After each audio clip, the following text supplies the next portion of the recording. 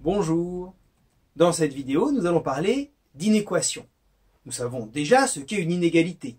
Par exemple, 2 est inférieur à 7, c'est une inégalité qui est vraie. Une inéquation, c'est une inégalité qui peut être parfois vraie et parfois fausse, et on cherche les cas où elle est vraie. Et la résoudre, c'est trouver l'ensemble des variables pour lesquelles l'inégalité est vraie. Par exemple, si vous devez résoudre 3x plus 6 est inférieur à x. Comme on a ceci, on peut utiliser notre propriété P1 pour passer ce x de l'autre côté. On va ajouter des deux côtés de l'inégalité. Ce qu'on ajoute ici, c'est le c. On va ajouter moins x des deux côtés. Et donc, on obtient 3x plus 6 moins x est inférieur ou égal à x moins x, ce qui donne 2x plus 6 est inférieur à 0. On peut passer le 6 maintenant de l'autre côté. Pour ça, j'ajoute moins 6 des deux côtés de l'inégalité. Et donc, j'obtiens 2x est inférieur à moins 6. J'ai ajouté moins 6 des deux côtés. Et puis maintenant, je vais utiliser P3. Je vais multiplier cette inégalité par 1/2 qui est strictement positif. Et donc, j'obtiens 1/2 de 2x est inférieur à 1/2 de moins 6. Et donc,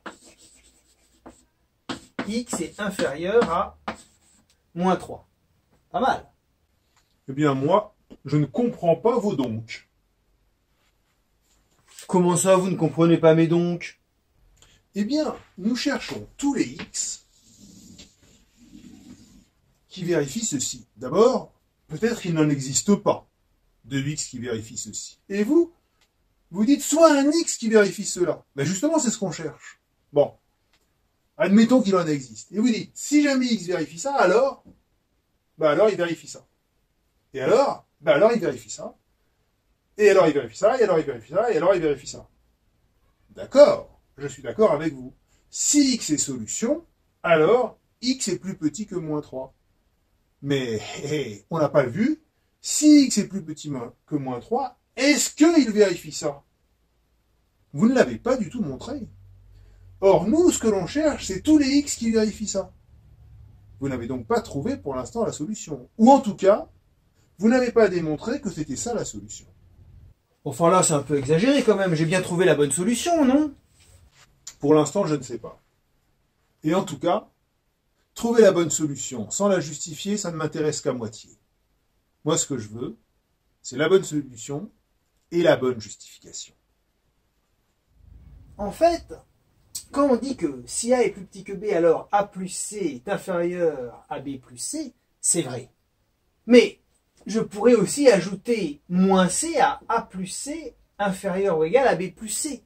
Et donc en fait, A est inférieur à B, ça entraîne que A plus C est inférieur à B plus C, mais A plus C inférieur à B plus C, ça entraîne que A est inférieur à B. Et donc en fait, si jamais 3x plus 6 est inférieur à x, alors 2x plus 6 est inférieur à 0, mais on a aussi que 2x plus 6 est inférieur à 0, ça entraîne que 3x plus 6 est inférieur à x. Ici, on a quelque chose de mieux, c'est pas juste des donc. À la fois, si on a ça, mais si on a ça, on peut en déduire ça. De là pour aller là, de là pour aller là, parce que j'ai ajouté moins 6. Ici, c'est pareil. Si A est positif ou nul, alors B inférieur à C, ça entraîne AB inférieur à AC. Mais si A est strictement positif, alors B inférieur ou égal à AC, ça entraîne que AB est inférieur ou égal à AC. Mais si AB est inférieur ou égal à AC, en multipliant par 1 sur A, qui est aussi strictement positif, j'obtiens que B est inférieur ou égal à C. Et donc, ce que j'ai ici, c'est plus qu'un donc. Le donc, il est vrai, mais en fait, j'ai mieux. J'ai si et seulement si. Si j'ai ça, alors j'ai ça, mais si j'ai ça, alors j'ai ça. Et ici, pareil. Si et seulement si. Si et seulement si. Si et seulement si. Et là, j'ai bien démontré que si x était plus petit ou égal à moins 3, alors 2x est inférieur ou égal à moins 6, alors 3x plus 6 est inférieur à x. Et donc, j'ai bien toutes les solutions. Donc, les x qui sont inférieurs à moins 3 sont solutions. Et en plus, il n'y en a pas d'autres. Pas mal. Eh bien, la différence entre donc et si et seulement si, c'est une différence extrêmement importante. Je vous donne une autre équation à résoudre.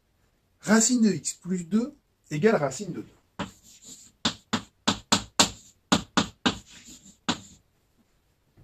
Allez-y.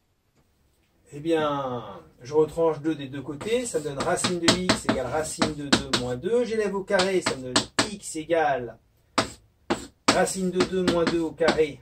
Ça donne 2 moins 4 racine de 2 plus 4. Ça me donne x égale 6 moins 4 racine de 2. Voilà. Je ne vois pas pourquoi c'est un exemple intéressant. Vous avez raisonné avec des donc, et vous avez raison. Si racine de x plus 2 est égal à racine de 2, alors x est égal à 6 moins 4 racine de 2. Mais cela ne veut pas dire que x égale 6 moins 4 racine de 2 est solution. On le voit assez bien ici d'ailleurs. Regardez, racine de x égale racine de 2 moins 2. Racine de 2, c'est plus petit que 2. Et donc racine de 2 moins 2, c'est un nombre strictement négatif. Et donc il ne peut pas être égal à racine de x. À ce niveau-là, on voit bien qu'il n'y a pas de solution à cette équation. Donc, on trouve un résultat. Si x est solution, alors la seule solution possible, c'est celle-là. Mais en fait, il n'y a aucune solution. Que s'est-il passé? Nous avons utilisé le fait que si a égale b, alors a au carré est égal à b au carré. Mais ici, on n'a pas du tout équivalence.